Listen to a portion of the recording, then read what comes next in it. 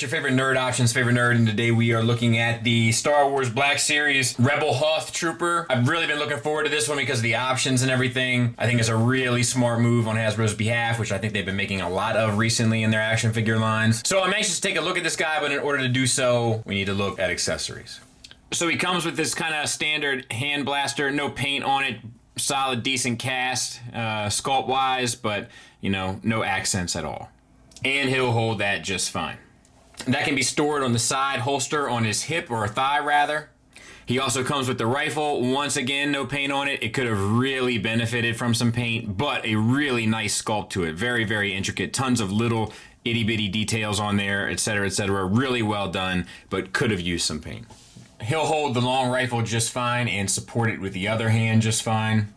So he comes with the scarf, you know, or the kind of face weathering thing. And you can have this either way. You can have this, I think the way that it's intended is to go and cover like the underside of his face, you know, like you would see someone wearing today, and put that in, yeah, you know, and then you got that look.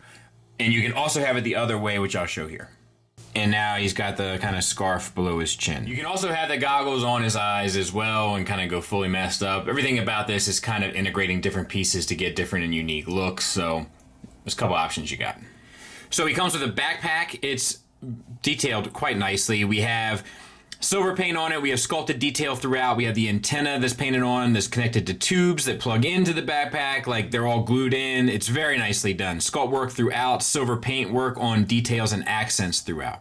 On the back, you have this panel that you can lift up that exposes an extra face.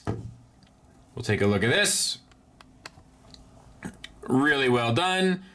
Digital paint with the photoreal look, shading throughout. The beard is sculpted and painted, looks really well done. Now, in order to swap that out, you take his head, you take the goggles off, you take the hat off, as it were, you unplug the face, you plug the new face on, and then you just go ahead and start putting the guy back together again.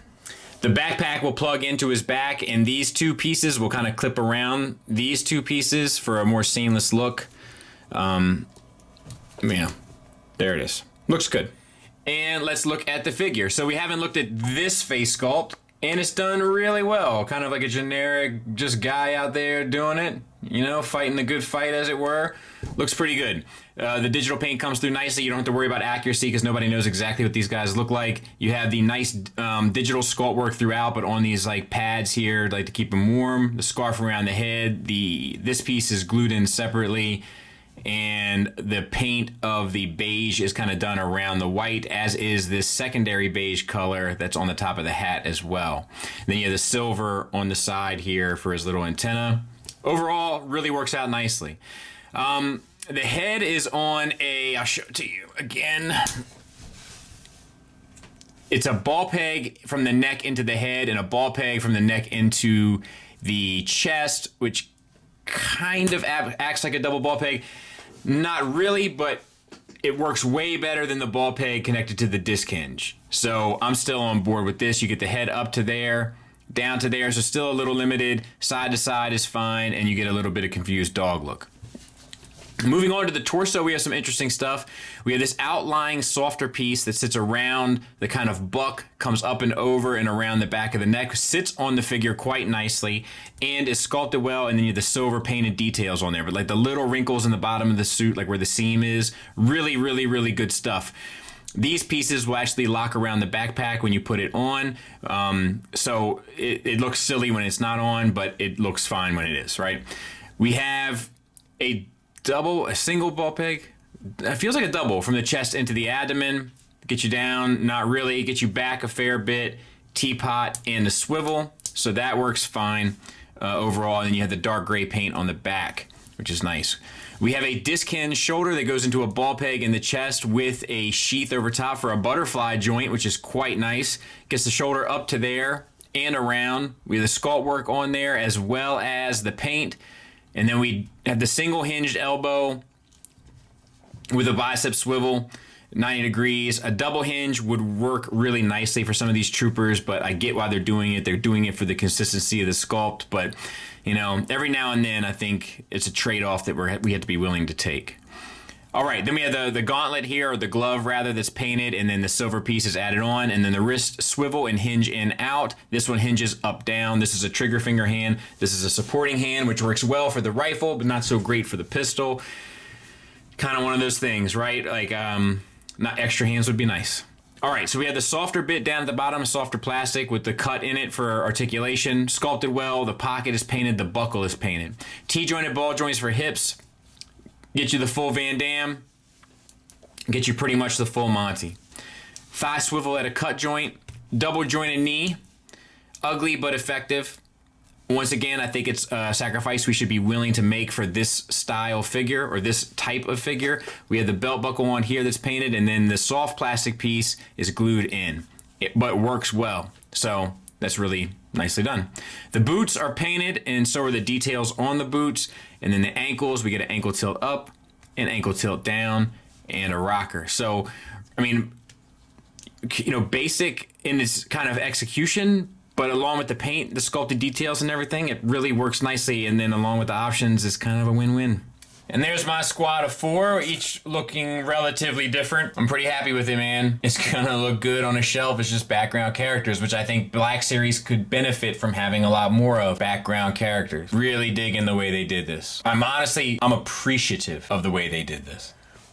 Final thoughts wise, let's talk about the negatives. There are a few, and I want to talk about them. So while the options for the face and stuff are awesome, and it allows you to build a very dynamic looking force of rebel troopers, unfortunately they're all going to have the one hand holding nothing if they decide to arm themselves with pistols. When we're creating these options, we should simultaneously be thinking about the display capabilities of these figures and adding in posing hands. It's time. It's time. In terms of the articulation, I think the legs are in the right approach, meaning that Hasbro has developed the ability to kind of alleviate the visual issues that their 6-inch figures create by sacrificing articulation. However, they go back to their old style here in the legs, and I think it's the right choice. I also think they should start developing double jointed elbows for a lot of their figures too. Some figures, it's important for the visual components to come through. Some figures, it's important for the articulation components to come through. And I think they need to start juggling that. Instead of saying that every shoe will fit every foot, this is how we're going to do business from now on, start saying, look, we have these options now, we're going to use this for this, and we're going to use this for that. And honestly, that's my only complaints here.